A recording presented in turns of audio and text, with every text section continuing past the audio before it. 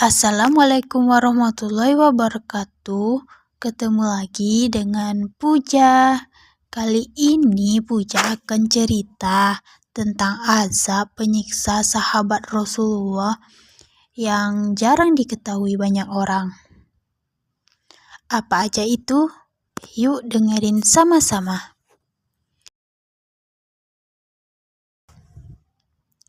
Rasulullah Shallallahu Alaihi Wasallam pernah mendoakan seorang sahabat yang kerap tersiksa oleh tuannya.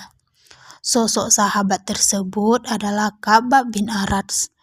Doa Rasulullah Shallallahu Alaihi Wasallam pun kemudian dijabah oleh Allah Subhanahu Wa Taala. Allah Subhanahu Wa Taala langsung memberikan cobaan azab kepada penyiksa sahabat Rasulullah.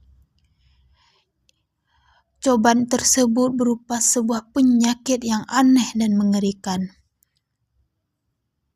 Untuk diketahui, Ka'ab merupakan salah satu sahabat Rasulullah yang masuk ke dalam Islam pada awal-awal kenabian Rasulullah. Sosoknya merupakan sahabat yang mahir membuat senjata, sehingga ia dikenal dengan sebutan Ka'ab. Dalam perjalanannya, ia kerap mendapat penyiksaan dan penderitaan ketika memeluk Islam. Dan dapat dikatakan sosok Ka'ab begitu kenyang akan siksaan. Namun keimanannya membuat sosok Ka'ab begitu tegar dan giat, sehingga tidak menggoyahkan keyakinan kepada Allah Subhanahu Wa Taala. Ka'ab pernah disiksa dengan sebuah batu membara yang sangat panas. Kemudian diletakkan di atas punggungnya. Tak pelak batu panas itu mengelupas kulit punggung Ka'ab. Meski orang-orang kafir telah menyiksanya, namun keimanan Ka'ab tak goyah. Masya Allah. Sehingga kemudian dengan berbagai siksaan yang pernah didapatkan oleh Ka'ab pun bercerita kepada Rasulullah. Ia berkisah, pada suatu hari kami menemui Rasulullah SAW di dekat Ka'bah dan berkata, "Wahai Rasulullah, tidakkah Anda hendak memintakan pertolongan bagi kami?" Rasulullah SAW menghampiri Ka'ab dan kemudian duduk di dekatnya. Rasulullah kemudian bersabda, "Dulu sebelum kalian ada seorang laki-laki yang disiksa. Tubuhnya dikubur kecuali leher ke atas. Lalu diambil sebagai gergaji untuk menggergaji kepalanya. Tetapi siksaan itu tidak sedikit pun dapat memalingkannya dari agamanya. Ada pula yang disiksa antara daging dan tulang-tulangnya dengan sikat besi, juga tidak dapat menggoyahkan keimanannya. Sungguh Allah akan menyempurnakan hal tersebut. Hingga setiap pengembara yang berpergian dari Sana'a ke Hadramaut tiada takut kecuali pada Allah Azza wa Jalla." Mendengar jawaban Rasulullah SAW ini, keimanan Ka'ab tak lantas kendor dan justru sebaliknya. Keimanan Ka'ab semakin meningkat. Rasulullah SAW pun sempat iba kepada Ka'ab.